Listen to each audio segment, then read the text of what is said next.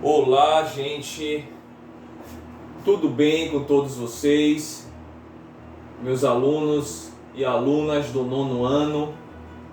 Estou aqui mais uma vez, professor Emanuel Caria, de Artes, para estar ministrando uma aula, que é a nossa segunda aula do nosso segundo bimestre da escola, do colégio Adventista de Castelo Branco, e é com muita felicidade que eu venho trazer esse conteúdo para vocês. Espero que esse conteúdo contribua com o aprendizado de forma significativa na vida de vocês dentro da minha matéria, que é artes. Ok? Hoje nós iremos falar sobre o cubismo.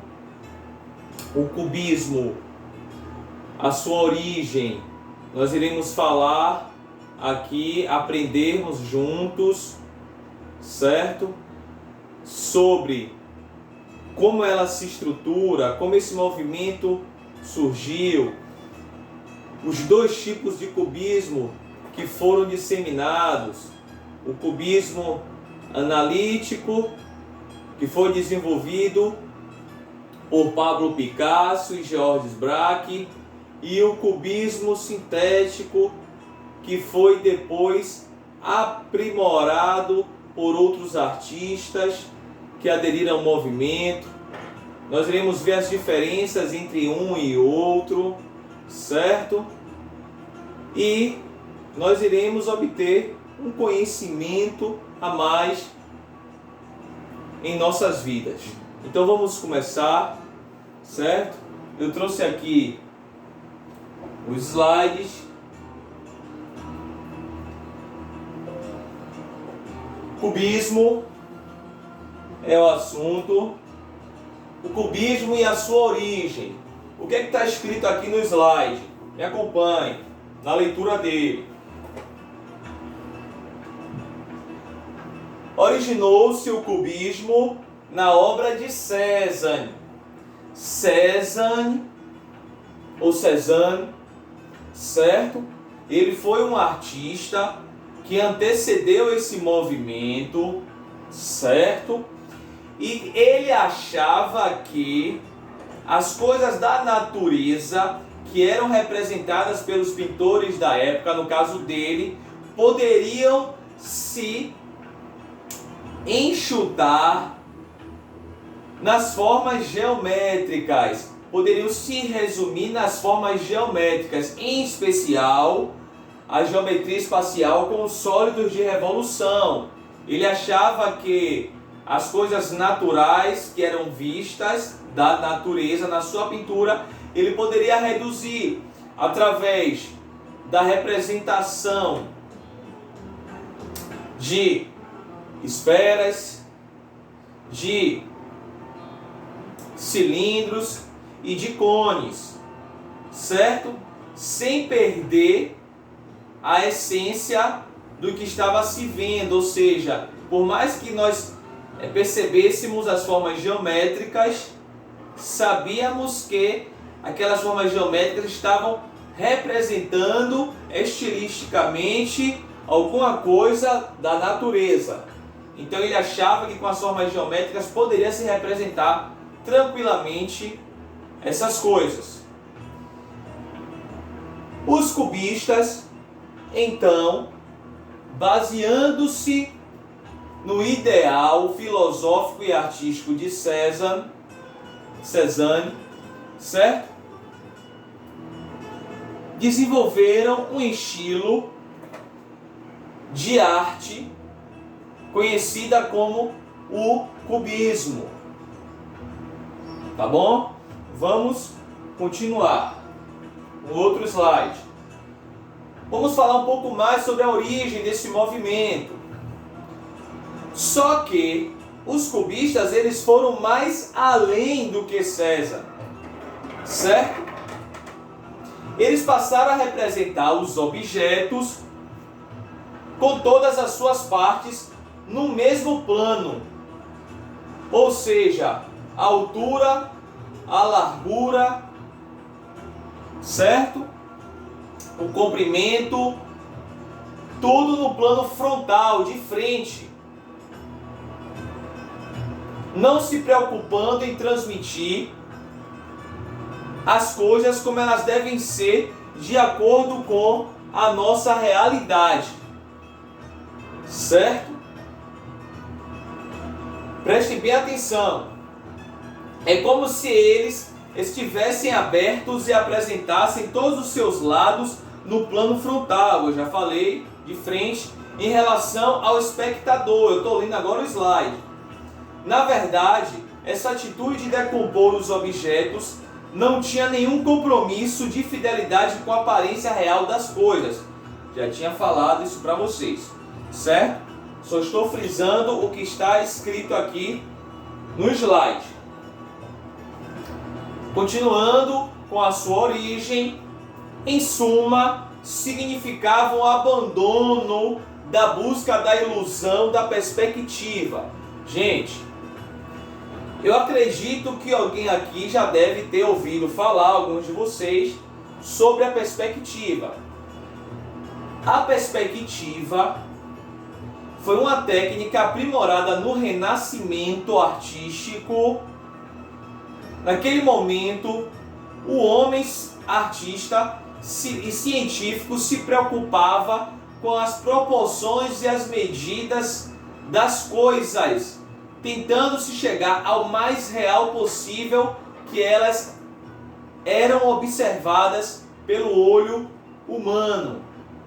E dentro da arte, dentro dos desenhos projetivos, no Renascimento, foi desenvolvido algumas técnicas de perspectiva. Uma delas, muito bem conhecida, é a perspectiva cônica, certo? Que é uma perspectiva que é feita com pontos de fuga, 1 ou 2 pontos de fuga, certo? E para o observador, onde somente com linhas consegue se distorcer de forma mais realista um ambiente, pessoas, objetos, coisas, para que quando nós olhássemos para aquele desenho, aquela pintura, tivéssemos a impressão de que estávamos realmente lidando, vendo uma coisa pertinente à realidade. Ok? Só que, nesse quesito aqui, dessa arte que foi desenvolvida muito depois, com tendências modernistas, o movimento cubista, com os seus criadores, quebrou-se todo esse vínculo do classicismo, dessa preocupação da perspectiva de trazer a realidade à tona nas representações das artes visuais. Ok? Então, quebra-se todo o conceito de tridimensionalidade realística, como deveria ser representada, as 3 dimensões dos seres, que eram tão perseguidas, né, pelos renascentistas. Por exemplo, vamos falar de nós mesmos, seres humanos. Nós temos a altura dos pés, né, até a parte mais alta de nossa cabeça, é a altura, é a primeira dimensão. Depois nós temos a largura, não é isso? Nosso corpo. E temos o que? O comprimento dele, certo? 3 dimensões. Só que nós somos assim. Só que os cubistas não se preocupavam com isso. Se eles fossem representar uma pessoa, eles tentavam representar as 3 dimensões. O comprimento fica aqui, né? Dessa forma que vocês estão me vendo. Vou chegar um pouco mais para cá. O comprimento fica aqui do lado, do nosso lado. Ele tentava colocar esse comprimento em uma primeira dimensão aqui, ó. Certo? Em um primeiro plano, transformando as 3 dimensões em bidimensional, certo? Em 2 dimensões apenas. Então ficava-se junto a largura com o nosso comprimento, e a altura permanecia, porque a altura, né, ela pode ser vista nas 3 dimensões. Em 2 dimensões no caso, que é em 2 vistas no caso, né? Que é de frente e que é de lado. Você consegue ver o comprimento, a altura, desculpem. Então, gente, eles quebraram com essas questões, né, da realidade. Vamos continuar. Com o tempo, o cubismo evoluiu em 2 grandes tendências, chamadas de o cubismo analítico e o cubismo sintético. O cubismo analítico foi o cubismo que foi desenvolvido por Pablo Picasso e Georges Braque, ok? Aproximadamente entre 1908 e 1911, ok? Esses artistas trabalharam com poucas cores. Os artistas que desenvolveram o cubismo analítico, eles trabalhavam com poucas cores. E está sendo informado isso aí no slide. Era o cinza, era o preto, era o ocre, certo? E alguns tons de marrom.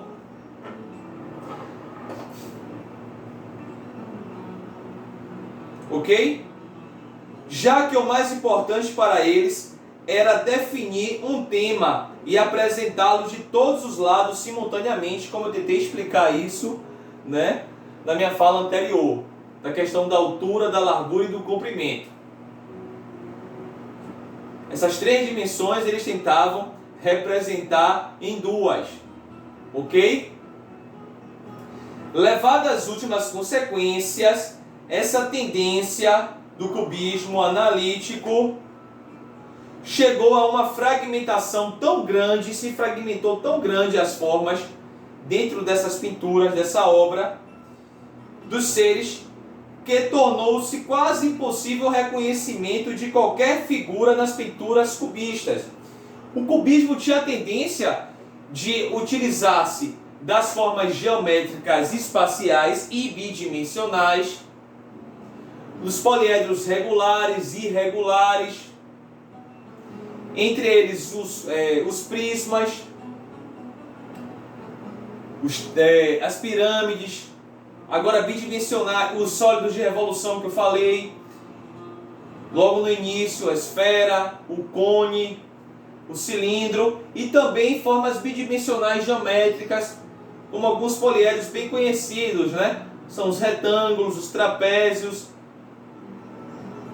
quadrado, trapezoide, entre outras coisas, mas baseadas somente na geometria. Só que quando nós olhássemos para a geometria, como eu falei no início da questão de Cézanne, que foi o fundamentador do estilo, mas não o criador, que ele representava as coisas que ele via, principalmente da natureza, com formas geométricas espaciais. Os cubistas tentavam fazer isso, tentar representar as coisas que ele viam, reduzindo-as a formas geométricas. Só que no início dava para se entender alguma coisa dessas obras pertinente à nossa realidade, mesmo se reduzindo a formas geométricas, dá para se entender alguma coisa ainda, certo? Só que com o tempo foi se fragmentando tanto, foi se abstraindo tanto a mente desses artistas com esse estilo, que quase não se entendia mais nada. É como se fosse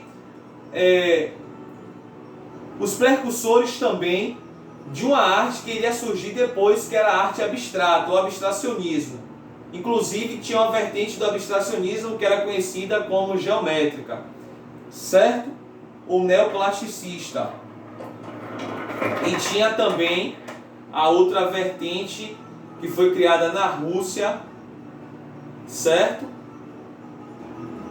Que também falava-se sobre produzia-se sobre formas geométricas, porém eram abstratas, chamada de suprematismo. Vamos lá. Eu trouxe aqui um exemplo, o violino e cântaro de 1910 de Braque.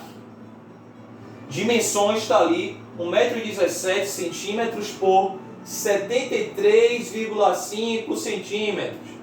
Museu de Arte Basileia. Então vocês podem perceber aqui formas geométricas sobrepostas, dá até se uma impressão de imagens estarem sobrepostas uma na outra. Isso não fala-se de perspectiva, porque eles quebraram com esse conceito de perspectiva, né, da pintura neoclássica, renascentista. Foi-se quebrado essa questão da perspectiva, mas dava essa ilusão, certo, de sobrepor formas uma na outra através somente da luz e da sombra, da técnica da luz e sombra, certo? As partes mais escuras são as sombras, as partes mais claras a luz, e dava-se esse efeito, né, na nossa percepção visual, como se tivesse uma sobre a outra, essa ilusão de ótica. E formas geométricas, vocês podem perceber, não é verdade? Em cada coisa que se encontra aí e que forma essa composição. Agora aqui você consegue perceber o violino de forma distorcida, porém geometrizante, mas você consegue ver aqui o braço do violino, aquele detalhe, né, que fica no final do violino, que é semelhante a uma voluta geométrica, certo?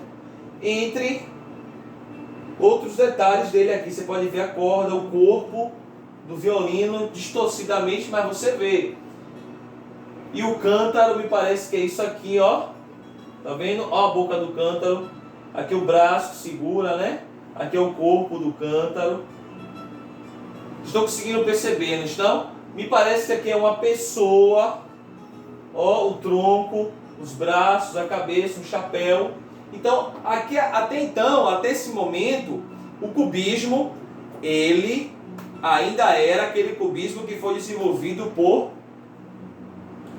Picasso e por Braque, certo? Bora lá. Aquela primeira obra que a gente viu anteriormente era de Georges Braque. Agora aqui é de Picasso, o poeta, de 1911. Dimensões 1,30 m por 89 centímetros. Coleção PEG, Guggenheim, Veneza. Ok? Percebam aqui, ó, a obra de Picasso. A obra de Picasso é o poeta. Eu consigo enxergar aqui o corpo de um poeta com aquele sobretudo, né, da época. Tá vendo? As pernas aqui, os pés em forma de espiral. Eu consigo entender alguma coisa. Eu consigo ver aqui o rosto, o nariz, tá vendo, do poeta, o nariz. A cabeça aqui como se fosse um chapéu. Os olhos aqui em triângulos, uma boca, certo? Mas no mais, você não consegue entender muita coisa. Me parece aqui que é uma mão, tá vendo? Ele com a mão assim, segurando, né, uma das suas poesias, um dos seus poemas, ok? E outros detalhes. Agora percebam, só formas geométricas, polígonos, né? E com aquelas cores que eram utilizadas por eles no seu estilo, certo? Vamos continuar. Reagindo à excessiva fragmentação dos objetos e à destruição de sua estrutura, os cubistas passaram ao cubismo sintético, saíram do cubismo analítico, que foi criado por Georges Braque e Picasso, como eu falei no início, e desenvolveram o cubismo sintético. Basicamente, essa tendência procurou tornar as figuras novamente reconhecíveis, ok? Mas apesar de ter havido uma certa recuperação da imagem real dos objetos, isso não significou o retorno a um tratamento realista do tema. Ok? Aí eu trouxe um exemplo aqui, certo? Guernica, de Pablo Picasso. Eu trouxe uma fotografia do local onde ela se encontra, no tamanho real, para vocês verem a grandiosidade dessa obra, uma das obras mais famosas de Pablo Picasso, que ainda é considerado como cubismo, certo? Mas saindo daquele cubismo analítico, se transformou num cubismo sintético, porém as formas não são totalmente realistas. Vocês podem perceber arredondamentos, né? Que são curvas de linhas geométricas, uma figura sobreposta na outra, não há perspectiva. O que dá essa ilusão de óptica de profundidade é somente aquela questão do claro e escuro, luz e sombra, que eu tinha falado para vocês, certo? E nossa aula irá encerrar aqui, certo? Tenho mais conteúdo sobre o cubismo que eu gostaria de estar trazendo na nossa próxima aula, ok? Espero que vocês estejam gostando, tenham gostado dessa primeira parte do cubismo. Até a próxima e fiquem com Deus. Um beijo no coração de cada um de vocês.